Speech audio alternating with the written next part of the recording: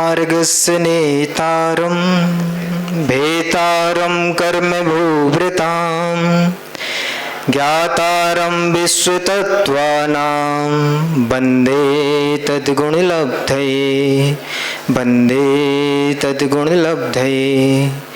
जय बोलिए अनंतानंद परमेष्टि भगवान की, देवादिदेव 1008 आदिनाथ भगवान की, वर्तमान शासन नायक महावीर भगवान की, बादशाह रत्नाकर आचार्य भगवान विमल सागर जी महाराज की, गणाचार्य भगवान विराग सागर जी महाराज की, चर्या श्रोमणी निर्ग्रंथनाथ आचार्य गुरुदेव 108 विशुद्ध सागर जी यतिराज की, समस्त आचार्य संघ की।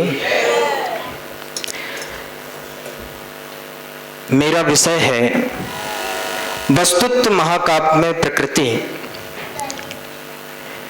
चर्चा करेंगे कि क्या है वस्तुत्व, क्या है महाकाव्य, क्या है प्रकृति और क्या है वस्तुत्व महाकाव्य में प्रकृति और क्या है रचनाकार। वास्तव में भारत विश्व का आध्यात्मिक गुरु रहा है, क्योंकि भारत ने विश्व को ज्ञान दिया, दर्शन दिया और चारित्र भी। ज्ञान की अनेक विधाएं हैं, रचनाओं की अनेक विधाएं हैं, लेकिन जो कालजयी रचनाएं हुई हैं उनमें महाकाव्य सबसे महत्वपूर्ण विधा है। रामायण हो या महाभारत, पद्म पुराण हो या पृथ्वी राजरासो, सब प्रसिद्ध महाकाव्य हुए हैं। एक और महाकाव्य आपके सामने जिसे आप देख रहे हैं वो भी एक कालजयी रचना है, जिसका नाम है वस्तुत्व महाकाव्य।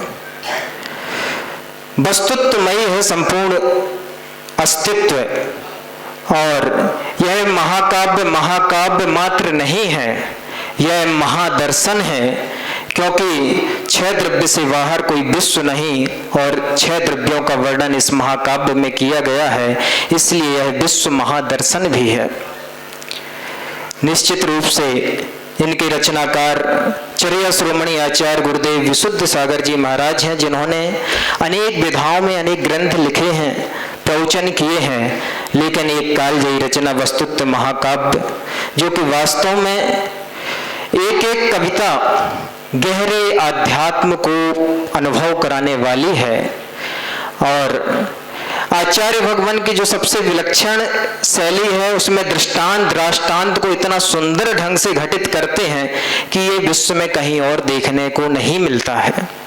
आज सुबह का आपने प्रवचन सुना होगा, हाथी मठ के अंदर आया और उससे कौन सी नीति, कितनी सुंदर नीति निकाली, कितना सुंदर आध्यात्म का उससे दर्शन निकाला।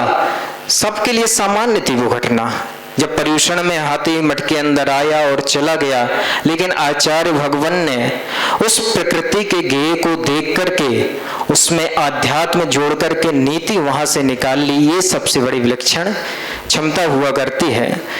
दृष्टांत का एक उदाहरण देते हैं, जैसे आप आइसक्रीम खाते हैं और आइसक्रीम देख के उसका जीवन का दर्शन भी हो सकता है। उसको टेस्ट करो या वेस्ट करो, वो तो पिघल रही है। ऐसे ही जीवन है, यदि आप उसको सदुपयोग करो या दुरुपयोग करो वो तो खत्म हो ही रहा है। ये दृष्टांत हुआ करता है। तो आचार्य भगवान ने प्रकृति, जो भी चीज आचार्य श्री देखते हैं उसको ज्ञान का विषय बना करके कैसे उसको वैराग्य का विषय और अध्यात्म का विषय बनाना है, बहुत विलक्षण क्षमता है। वास्तव में क्या है प्रकृति? तो जो चारों तरफ दिखाई दे रहा है वह प्रकृति है, और प्रकृति पूरी की पूरी जीवन जीने की कला और शिक्षा देती है। सिर्फ कहते हैं कि शब्द, 1000 शब्द, लाख शब्द देखे गए दृश्यों से कई गुना ज्यादा महत्वपूर्ण और बड़े हुआ करते हैं। एक दृश्य आप देख लें तो लाख शब्द जो पढ़ते हैं उससे ज्यादा ज्ञान उस दृश्य को देख करके मिल जाता है। तो जो कुछ भी दिखाई दे रहा है ये सब कुछ प्रकृति है, जो फैला हुआ है। आसमान, बादल, इंद्रधनुष, चपला की चपलाई, बारिश की फुहार, ओस की बूंदें, कहीं धूप कहीं छांव, हरे भरे वृक्ष, पुष्प लताएं, रेत और बर्फ के मरुस्थल, झरने, नदियां, ताल, तालाब, सूर्य, चांद, तारे, संपूर्ण आकाश, गंगा, ये सब कुछ प्रकृति है।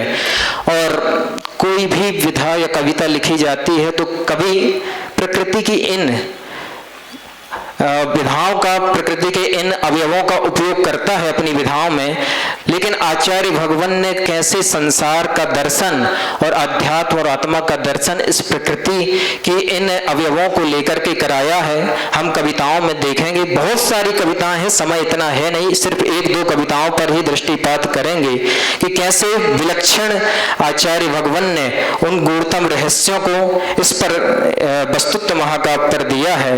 तो 390 नंबर पृष्ठ पर एक कविता आचार्य भगवान ने लिखी है, जिसमें प्रकृति का मेल कराते हुए कैसे पुण्य पाप का खेल इस संसार में चलता है। एक पुण्यात्मा जीव आ जाए तो दरिद्रता अमीरता में बदल जाती है, अशांति शांति में बदल जाती है। तो वो प्रकृति से जोड़ के आचार्य भगवान ने कैसे मेल कराया, ध्यान से सुनिएगा। शुष्क सरोवर जल पूरित, पुष्प फल पर्ण रिक्त तरवर, पुष्पों फूलों पर्णों से होते सुशोभित। जब शुष्क होता है तो ना तो उसमें पत्र होते हैं ना पुष्प होते हैं, लेकिन जैसे ही जल आता है तो वह परिपूर्णित हो जाता है। डाल डाल पर कोयल कूकती, सरोवर में सारस मीन जल क्रीड़ा करते, दरिद्री के गृह आंगन में धन श्री वर्धमान होती, जब पुण्य पुरुष का धरती पर आगमन होता। जब वह शुष्क सरोवर होता है तब वहां पे ना तो पुष्प होते, ना पत्र होते, ना कोई वहां पर कोयल कूकती है, ना सरोवर में कोई मीन होती है, लेकिन जैसे ही जल आता है पुण्य का, वैसे ही सब कुछ आ जाते हैं। तो ऐसे ही जीवन है। आपका परिवार में भी देखते होंगे, एक पुण्यात्मा जीव यदि जन्म ले लेता है तो पूरे परिवार की दशा और दिशा बदल जाती है। तो पुण्य पाप का ऐसा खेल चलता है। 268 नंबर पृष्ठ पर एक और कविता आचार्य भगवान ने लिखी, और कैसे दिगंबर साधु को प्रकृति से जोड़ा है। दिगंबर संत प्रकृति की तरह होते हैं, धरती के देव दिगंबर क्यों कहलाते हैं, तो इस पर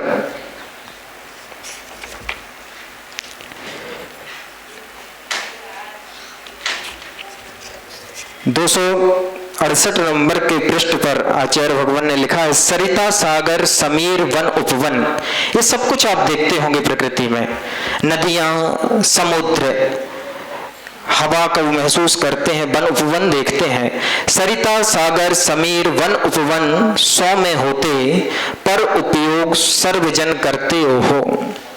ये अपने में ही रहते हैं, अपने लिए कोई उपयोग नहीं करते ये, लेकिन दूसरे इनका उपयोग करते हैं।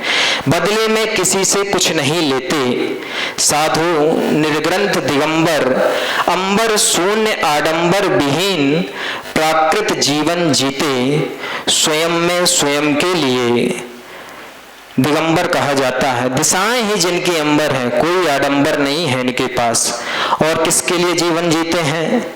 स्वयं के लिए जीवन जीते हैं। लेकिन इनके जीवन को देख करके कितने जीव प्रभावित होते हैं, फिर भी भव्य जन दर्शन कर आत्म कल्याण करते, दिगंबर तपोपदेश करते, संपूर्ण भूतल को करुणा दृष्टि से। मतलब जिनका जीवन ही प्रवचन मात्र नहीं, बोले गए शब्द ही उनके प्रवचन नहीं है, बल्कि जिनका जीवन ही अपने आप में प्रवचन हुआ करता है। मूर्ति में मोक्ष मार्ग माघवी सत्मपसा निरूपयंतम, जिनका जीवन ही मोक्ष मार्ग हुआ करता है। और आप देखें कि तीर्थंकर भगवान कैसे रहे होंगे, तो आप किनको देख के पता कर पाते हैं, बताइए? महावीर भगवान कैसे विचरण करते होंगे, कैसे पता चलता है? जब हम दिगंबर योगियों को, आचार्य गुरुदेव विशुद्ध सागर जी महाराज जी जैसे संत को देखते हैं, तो हमें समझ में आता है कि भगवान महावीर भी 2600 वर्ष पूर्व ऐसे ही विचरण इस धरा पर करते होंगे।